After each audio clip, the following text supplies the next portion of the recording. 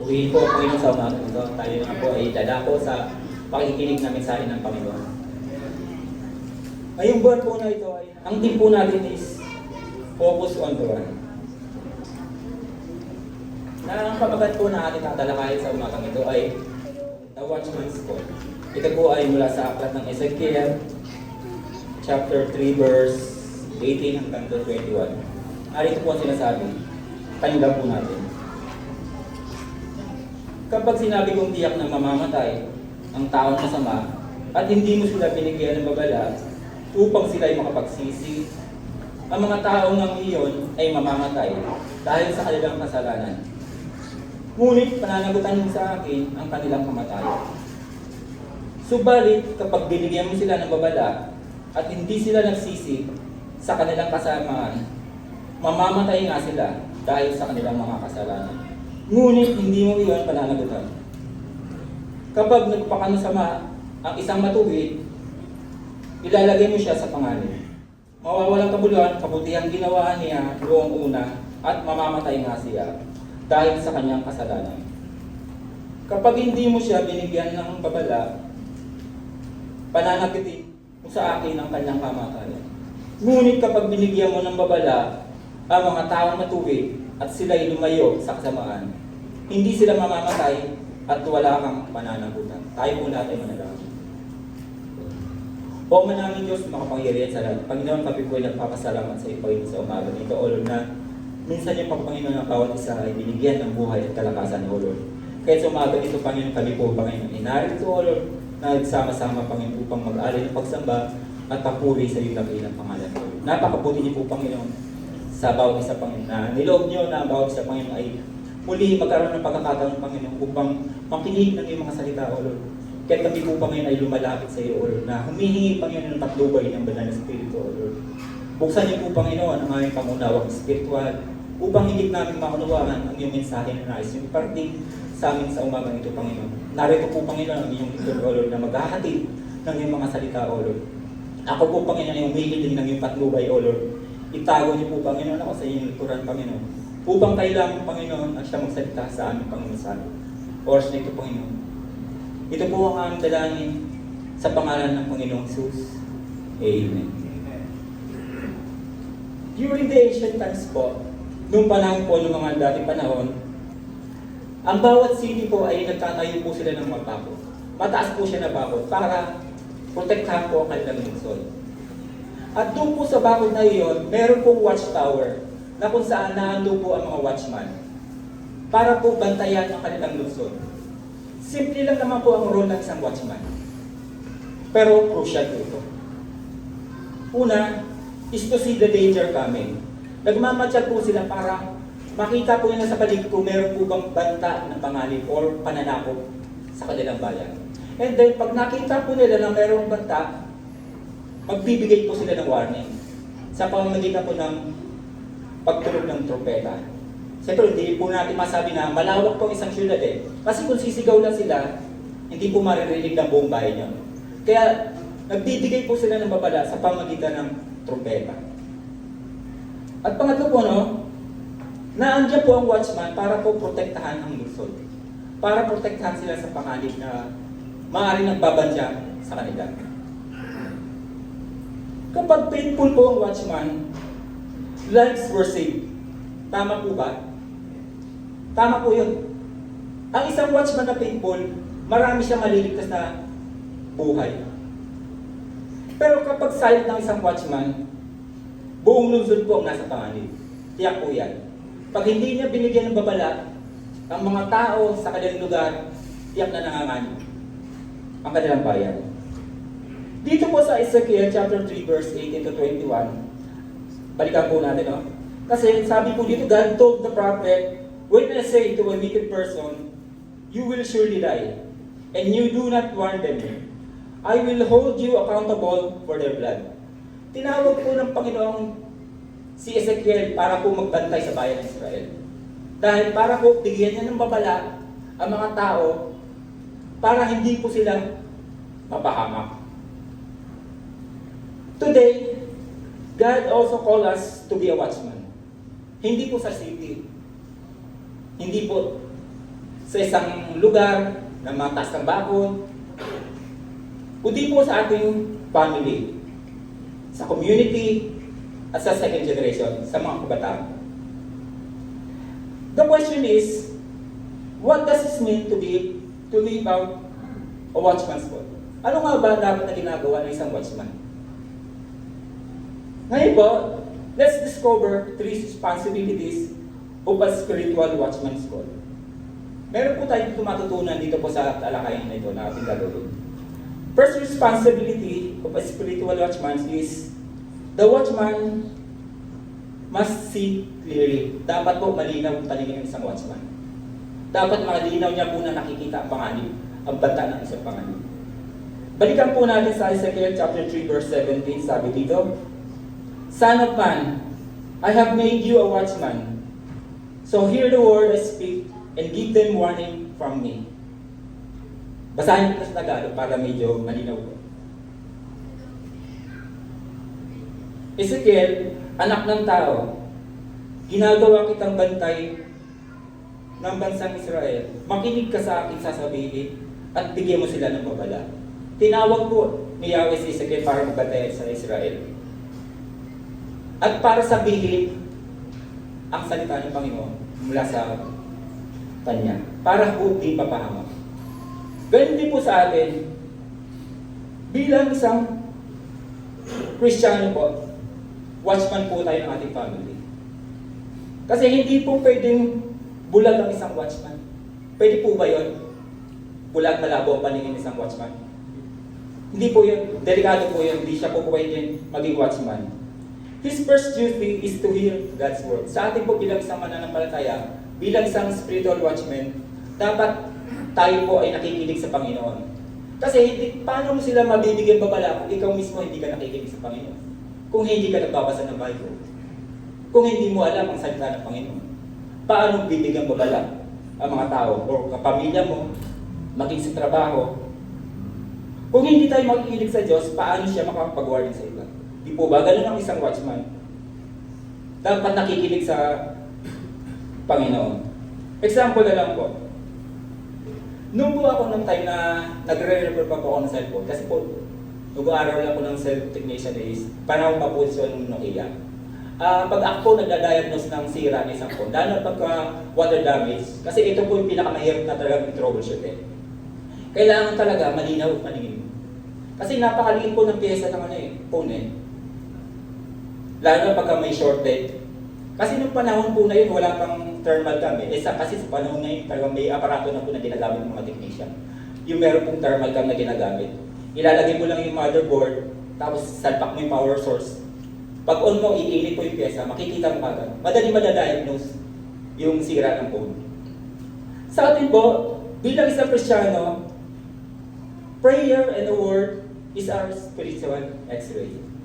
Yun po ang panalangin po at ang salita ng Diyos, ang ating spiritual world. Dahil kung hindi po tayo aware sa salita ng Panginoon, maaaring ang tao makikita mo, mabait naman siya, mabuti, tumutulong sa kapwa, kung titignan mo parang wala problema, hindi siya na mapapahawak. Pero, ano ba ang sabi ng salita ng Panginoon? Sapat po ba na ang tao ay gumawa ng mabuti para siya ay maligtas? Di po ba hindi yun sapat? Kasi kung ikaw aware ka sa salita ng Panginoon, makikita mo malinaw na ang taong ito kahit pa mabuti, kahit gumawa pa siya ng mabuti, pero kung wala naman talaga siyang relasyon sa Panginoon, hindi pa rin siya maliligtas. Kasi ang tanging pananampalataya lang sa Panginoong Hesus ang magbibigay ng katiyakan ng kaligtasan sa mga tao. In application po sa ating buhay, as a family or as a parents, be watchman of your homes. Magmatsyag po tayo sa ating pamilya, sa ating mga anak. Don't just see grades or achievements of your children. Sino po ba dito ang magulang na tinitingnan po yung achievement ng kanyang anak? Siguro lahat naman po tayo bilang magulang. Binabantayan po natin ang grade ng ating mga anak. Kung pasado po ba sila sa kanilang pag-aaral o kung naging achiever. Kasi karangalan din naman ng magulang yun na maging achiever ang iyong anak sa school. Pero ang problema kasi, kung hindi mo naman nababantayan ang kanyang spiritual level, pwede mapahama.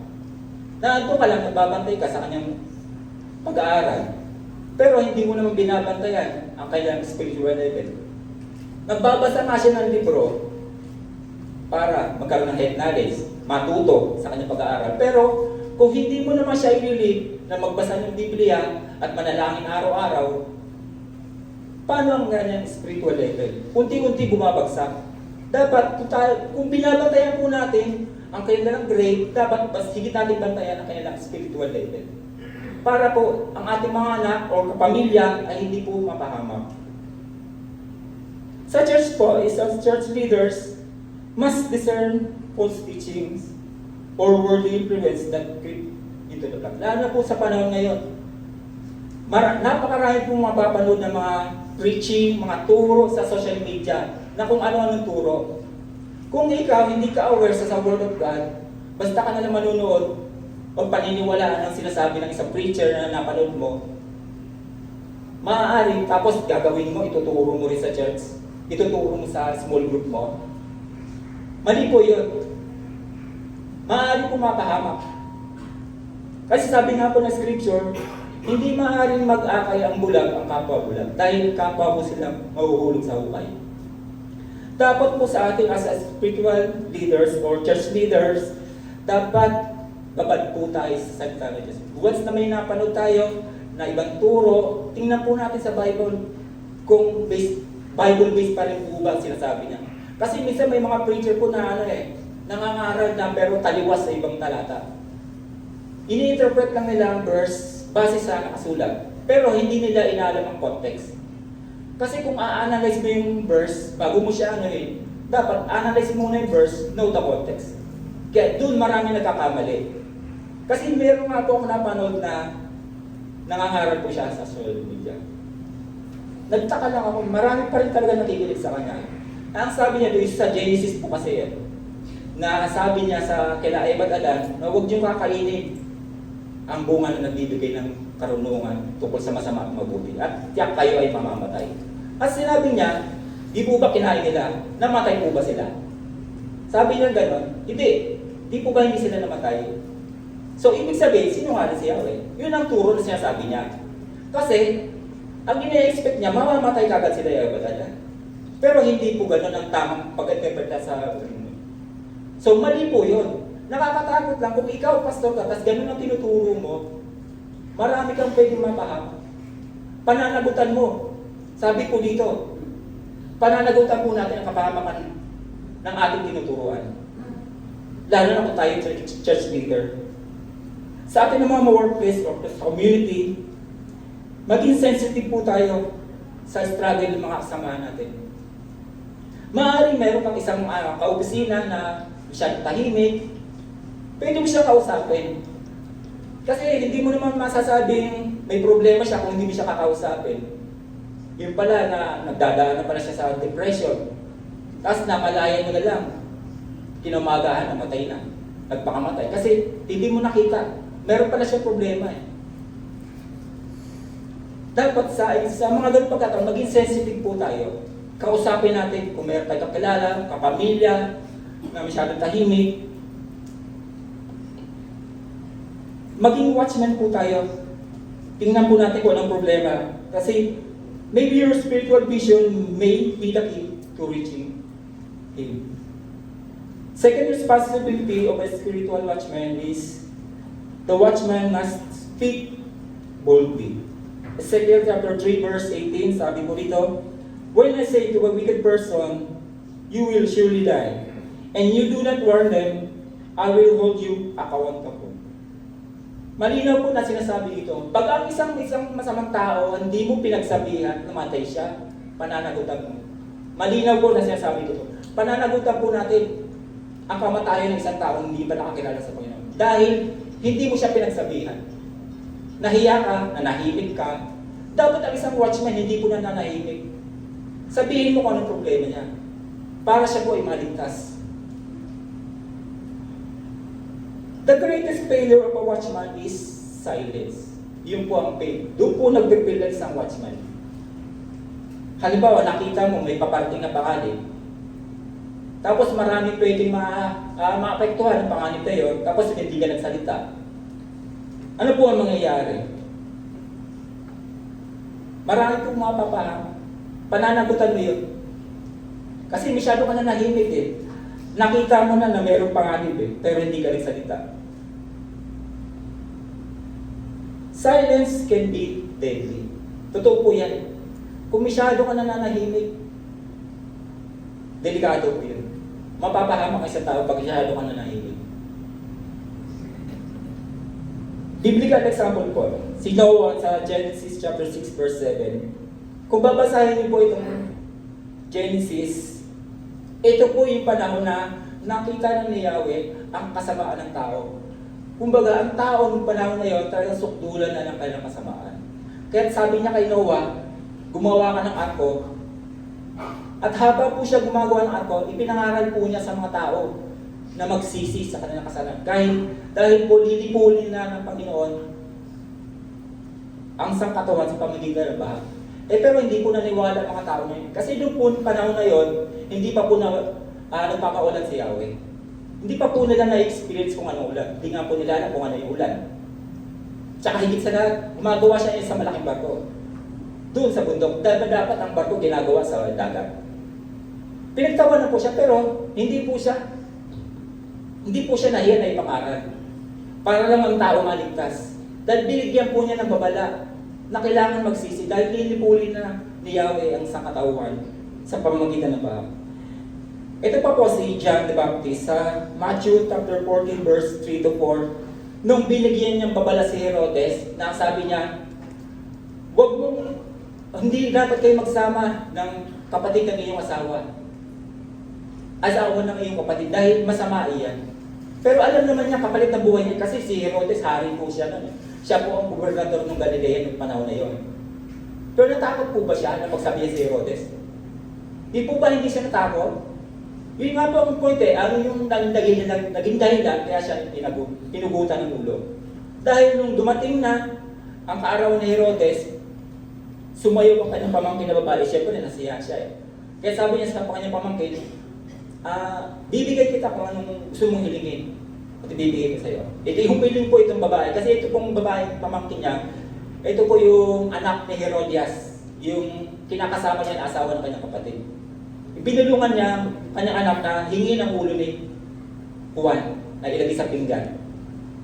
Siyempre dahil po sa hiya ni Herodes, ginawa niya, pinuputan niya si Juan, inilagay sa pinggan. Pero hindi po siya natakot. Alam naman niya, mamamatay siya kung sasabihin niya kay Herodes natigilan niya yung kasamang ginagawa niya. Ito pa po si Paul. Nung siya po ay nangangaral sa bawat bayan na kanyang pupuntahan, alam naman po natin na maraming banta sa buhay ni Paul. Kasi maraming pong Hudyo ang galit sa kanya dahil sa kanyang pangangaral. Marami hindi naniniwala sa kanya. Kasi nga, dati po niya ini-execute ang mga mananampalataya. Pero nung tinawag siya ng Panginoon, bumaliktad po. Talagang wala siyang sugid na nangangaral. Buong tapang po siyang nangaral sa bawat bayan. Hindi po siya natakot. Tayo nga minsan, mag-share ka lang sa pamilya mo Iyan tayo. Di po ba? Meron ka tayong tapang gaya ni Paul. Hindi ka naman papatay kung ikaw magsalita, kung ikaw mamaral. Lalo sa panahon natin na andito tayo sa bansa na malaya, hindi ine-execute ang pangangaral. Hindi pinapatay ang mga nagsishare ng gospel. Hindi po kagaya ng Middle East na talagang napakabawal po yun. Di po sila malaya na mangaral doon. Bilang illustration naman, para po isang truck enforcer, na nakita po niya na merong truck na paparating na nawala ng preno, and then maraming sasakyan na pwedeng masagasaan ito. Tapos, hindi po siya nagsalita. Hindi niya binalaan. Sigurado po yan, marami pong mapapahamak. Sa ating buhay, maraming tao mapapahamak. Kung tayo ay tatahimik, mapapahamak sila. Pero kung tayo ay magsasalita, maaari sila maligtas. Because silence is not love. Warning is love. Ang pananahimik po, hindi siya sign na mahal mo ang isang tao dahil lang sa nanahimik ka. Kundi ang isang pagmamahal ka, ay pagbibigay mo ng babala sa mahal mo sa buhay. In application po sa ating buhay, sa ating family, bilang parents, don't be afraid to lovingly correct your kids when they go astray. Huwag po tayo matakot na pagsabihan ng ating mga anak. Lalo na kung alam mong mali na ang ganyan ang ginagawa. Dahil kung tayo ay natatakot sa ating mga sa ating mga anak, kapag sabihin sa kasi baka sumamalog sa atin, huwag po tayo matakot na pagsabihan sila. At kung ikaw naman, kabataan, pinagsasabihan ka ng magulang mo, huwag pong ikasama ng inyong loob. Dahil inililigtas lang kayo para sa pangalit na maaaring inyong kainatnanan. Silence can be deadly, but truth spoken in love save lives. At sa tuwing tayo naman po ay mga ngarap sa ating mga anak, sabihin naman po natin na may pag-ibig. Hindi yung parang salong mataas ang boses, kasi minsan mayroon po tayong gano'n eh, di po ba? Kumbaga ang interpretation kasi ng bata, pagka sabihan mo siya na mataas ang boses mo, parang ang galit, hindi siya makikinig sa'yo. Mahihirapan ka na siyang pasunurin. Dapat maging sensitive din tayo sa lahat ng sinasabi. Dapat sabihin po natin ito ng may pagmamahal. Dahil pakita natin na concern lang tayo sa kanya. Na ayaw natin mapahamak. Church believers must share the gospel boldly. Bilang isang Kristiyano, hindi po tayo puro dapat fellowship lang. Kailangan din po natin ng warning and call to repentance. Halimbawa, ikaw, active ka, umaatid ka ng mga fellowship, gawain ng kalalakihan, gawain ng kababaihan, pero sa pag-evangelize, wala kang time. Pero pwede po ba yun? Hindi ka magiging effective watchman kung gano'n lang ginagawa mo. Hindi ka nag-evangelize, puro ka ng fellowship, attend ng Bible study, hindi mo kinokorek ang mga pamilya mo. Ganoon din po sa ating workplace or sa community. When there's opportunity rise, don't hide your faith. Lalo na ito sa ating trabaho. Minsan kasi parang nahihiya tayo na sabihin natin na Kristiyano na tayo. Lalo na kung, halimbawa, ikaw inaaya ka na sa inuman, o sa kalalakihan. Kasi minsan po ako lagi talagang inaaya ng inuman ng mga kasama. Alam naman nila na hindi talaga ako uminom. Kasi sasabihin ko, kasi minsan may rason tayo eh. Nahihiya tayo na sabihin na Kristiyano tayo, hindi na tayo uminom. Minsan nagdadahilan pa tayo, masakit ang tiyan ko eh. Or bawas sa kalusugan ko, kaya hindi ako uminom. Pero ako talaga direct ang sinasabi. Kasi sabi ko sa kanila, kung ako makita ko kung uminom at sabihin ko sa Kristiyano ko, maniniwala ka. Dapat ganun po tayo. Hindi po tayo dapat na mahiya na sabihin na tayo ay Kristiyano. At higit sa dapat talagang maging magandang patotoo tayo sa ating trabaho, sa community. Don't hide your faith. You don't need 30-minute sermon in the office. Hindi mo naman po kailangan ng mag-sermon sa office mo, sa trabaho ng 30 minutes. Simple lang naman eh, maging magandang patotoo ka lang yung buhay mo. Yun na. Kumbaga, ang buhay mo nagsasalita sa kanila. Na makita nila ang tunay na pananampalataya na meron ka. Dahil sa pangarap po na yun, maaari mo sila mahikaya. At maaari mo sila mabigyan ng babala. Third responsibility of spiritual watchman is the watchman must stay faithful. Ezekiel chapter 3 verse 20 to 21, sabi dito, if a righteous person turns from their righteousness and you do not warn them, they will die for their sin. But if you do warn them, you will save yourself. Kung ang isang matuwid daw at hindi mo pinagsabihan at bumalik siya sa dati niyang ginagawa, hindi mo lang siya ang pinahamak, pati ang sarili mo pinahamak ko. Kasi kung ikaw hindi ka naging faithful,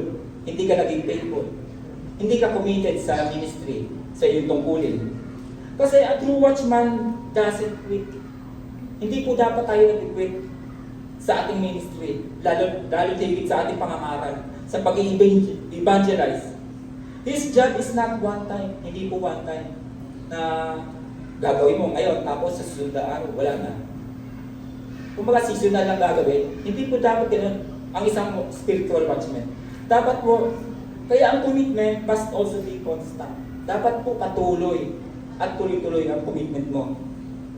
Sa biblical example, no, ito po si Nehemiah's watchman. Sa Nehemiah chapter 4, verse 9, kaya nanalangin kami sa aming Diyos at nagtalaga kami ng mga bantay, araw at gabi. Ito po yung time na itinatayo po muli ni Nehemiah. Siya po ang nanguna na itayo ulit ang bakod ng Jerusalem para maiwasan po nila ulit ang pagbanta ng mga kaaway. Kahit po naririnig niya mga pangungutya or panlalait ng mga kalaban, kasi sabi nga po ng kalaban ano ang gagamitin nila materyales? Ano silbi ng mga gumuho at nadurog na bato? Baka daanan lang yung sumbuban na masira na yan. Pero hindi po yun ang nagpahina ng kanyang loob. Kumbaga, nagtatagpo siya ng mga watchmen na magbabatay sa mga gumagawa ng bakod para po matayo ang bakod ng Jerusalem. Matapos ang pagpagawa. Ito rin po si Jesus sa John chapter 17 verse 12. Sabi, habang kasama nila ako, iniingatan ko sila sa pamamagitan ng kapangyarihan ng inyong pangalan. Ang pangalang ibinigay mo sa akin, pinangalagaan ko sila at walang napahamak sa kanila, maliban sa isang taong tiyak na mapapahamak upang matupad ang kasulatan. Ito po, makikita po natin kung paano po pinagtatnahan ni Jesus ang kanyang mga apostol habang sila po ay kasama niya na nangangaral, umahayo sa lahat ng lugar. Hindi niya po nabiyaan. Pinagtatnahan niya po. Dahil na po, di ba, nung dumanas sila ng matinding bagyo, nasa barko sila, nung pinahupa niya yung bagyo, ganun na lang po pag-iingat ni Jesus sa kanilang mga apostol, sa kanyang mga apostol. Para po maipagpatuloy ang kanilang pangangaral. Tayo po kaya, meron din po kaya tayo ganyan tapang. Ganun din po kaya tayo faithful sa Panginoon. Nagawin po natin ang ating ministry. Naprotektahan natin ang ating family, protektahan natin ang mga tao sa ating community na magbigay ng babala sa kanila. Isipin mo na lang po, no? Halimbawa po, mayroon pong isang security guard na natutulog habang duty. Ano po kaya mangyayari? Di pa po sigurado ng disaster ito. Kasi ang isang security guard nagbabantayan na walang panganib na dumating. Pero kung siya ay natulog, sigurado disaster. Ganun din po sa atin. Kahit one night lang siya magkulang, disaster na ang watchman. The watchman role is daily, consistent, and faithful. In application sa ating family, maging consistent po tayo. Huwag lang po once a week na devotion. And then, pagkatapos, wala na. Hindi po dapat ganun. Magkaroon po tayo, make prayer and godly examples, a lifestyle for your children.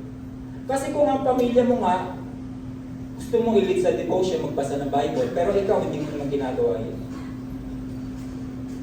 Tingin mo, susunod sila.